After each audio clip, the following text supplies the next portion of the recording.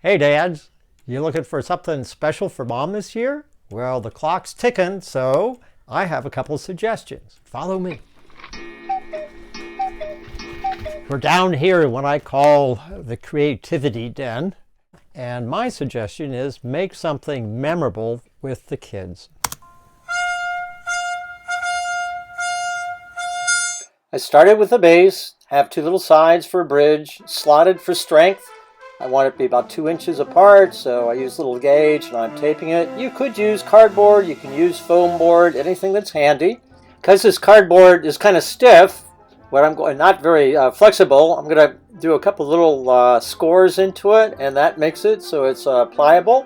I'll put some glue on it, a couple clamps, let it dry for a little bit. And then once that dries, I will put a piece of black construction paper on top of it, and you could put some paper on top of the other surfaces. All right, these are the shapes that we're going to use, and cut them out. You don't have to cut them right to the edge.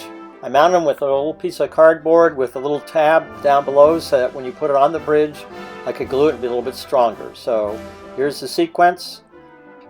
And as you get each one of them done, you can attach them, you can glue them, you can use little pins underneath.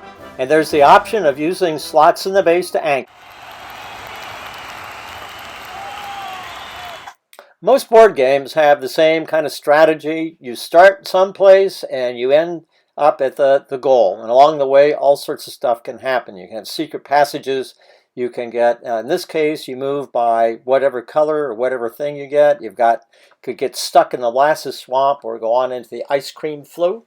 This one is my favorite childhood board game. It had all these bugs, and I loved all the extra little pictures. But again, it's a yellow brick road, and you went from one end to the other. You advanced with a spinner, and then you had little wooden pieces for keeping your place. Two heavier pieces of cardboard and an old shirt. I measured, cut it out, and I'm gluing it. You want to kind of also roll over the excess on top of it. Then I'll get a piece of black paper that is about the size that I want. I think it's interesting to work on black. So I have one piece that I already kind of painted out on a piece of white paper. That's the center because this is going to be a space theme. So now I'm starting to draw various planets. I'm working on black paper, which is very interesting. It's a little bit opposite to working on the white paper in the sense that you build up highlights rather than shadows. So the more that I cover an area, the brighter it gets, and so you can get it to kind of emerge to have a little bit of depth to it. So now I'm doing the same thing to my central moon figure. I'm creating energy coming off of this planet. You can use crayons, watercolor, you can use regular paper, you can do anything you want. So now I'm working on Saturn with some metallic pencils. That's a lot of fun. You can't have a space theme without the rings of Saturn. So I'll finish that off, and then I'll use some watercolor in the background again to make an atmosphere and put in some white dots for stars. I glue one half of the page down first, then I put more glue on. You can see I also decorated back. I want to make sure it really sticks down. Then I will take a piece of white freezer wrap, which you can get at the grocery store, waxy side down. And I'll put a bunch of heavy books on it. The freezer wrap keeps the glue from getting on the books. So we have this finished. I found these labels that I'm going to use for the advancing squares, and so I'm putting them down in a pattern. They're going to go around the perimeter, and then I want them to eventually get to the center. I have a couple extra circles and dots so you can jump from one path to the other. And I also put in some individual little adventure squares. You can make your own pieces or go with something that you already have.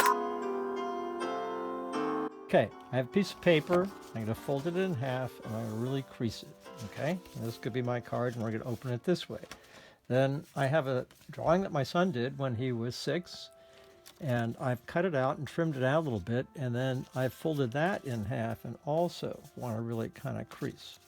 Now you notice I have a couple tabs at the bottom. They could have been a little bit longer, but I've cut a little 90-degree notch right in the center of that. And then I bent these forward, and you want to make sure those are creased, and bend those forward and creased. So when you put them on the card, you want that line to line exactly right up with the spine. I'm going to put them down on top like that, and then I'm going to glue or tape or whatever you have available, but I want to make sure the distance from the edge to over here is the same from the edge over to there. Okay, so rather than wait and watch glue dry, so I think that is just so effective. That is so cool. Close it and open it.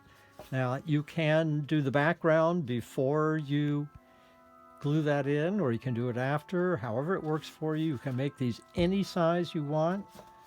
Okay, so obviously we have this nice card, but it's a little bit large, so we might have to make our own envelope. And so I have a piece at the bottom, and I have a piece at the top. These are both the same. I have a couple pieces on the side that are... So put the card into the envelope, bend the tabs over. You can seal it with tape or sticker. You can decorate the outside, and there you go. Okay, I've given you a couple ideas. You can come up with all the variations, or you could try something on your own. The main thing is that you've got a really great source of energy and enthusiasm and talent in your kids, so take advantage of that, because not only will you be doing something that's precious, it will be priceless. Happy Mother's Day to everybody's mom.